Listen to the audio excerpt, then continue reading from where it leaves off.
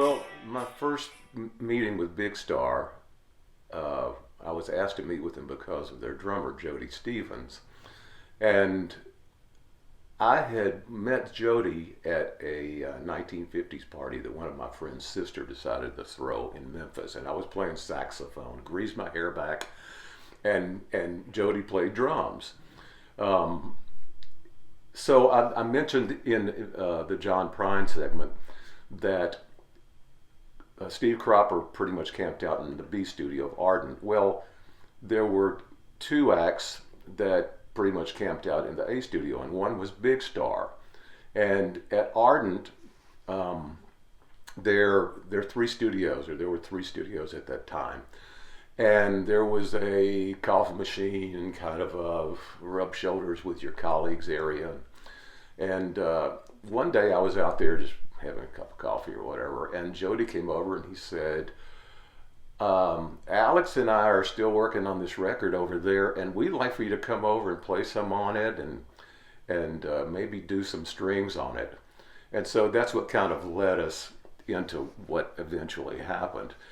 Uh, but I mean, I could talk for a while about that record because Alex Alex was one of those genius guys that just he was just kind of all over the map, or could be all over the map, but he was really, well, one of the genial moments behind Big Star.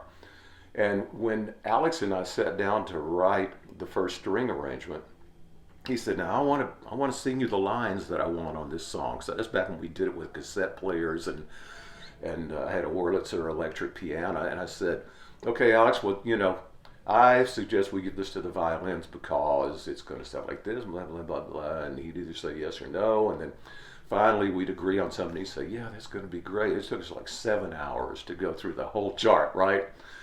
And so we got into the studio, and I had 15 or 16 strings, uh, of which were a lot of my colleagues in the Memphis Symphony. Even the conductor of the Memphis Symphony was playing cello on it. And I remember it like it was yesterday. The other three songs I failed to mention. Alex really pretty much supervised that one song. The other three songs, he just said, "Oh, we've been working on this long enough. You've got this. Just going ahead with the other three," right? So we got on the session. The string players were set up facing the glass. My back was to the glass, right? I was looking back at the control room, just silhouettes back there at Ardent A. And so the engineer ran the tape. We did the first run through, and I said, "Okay, well, what do you guys think?" And in the control room were the engineer, Jim Dickinson, the producer, and Alex Chilton and Jody Stevens, and nothing from the control room. So I just waited, and I said, "Well, what do you guys think?" Just thinking maybe they didn't hear me the first time or something. And I just waited and waited, and I was looking at the eyes of the string players, and they were getting bigger and bigger and bigger.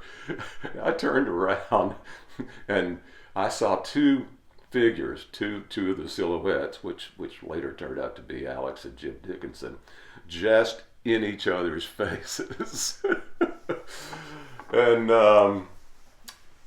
finally, Alex came on the talk back and said, um, "It didn't sound anything like I thought it was going to."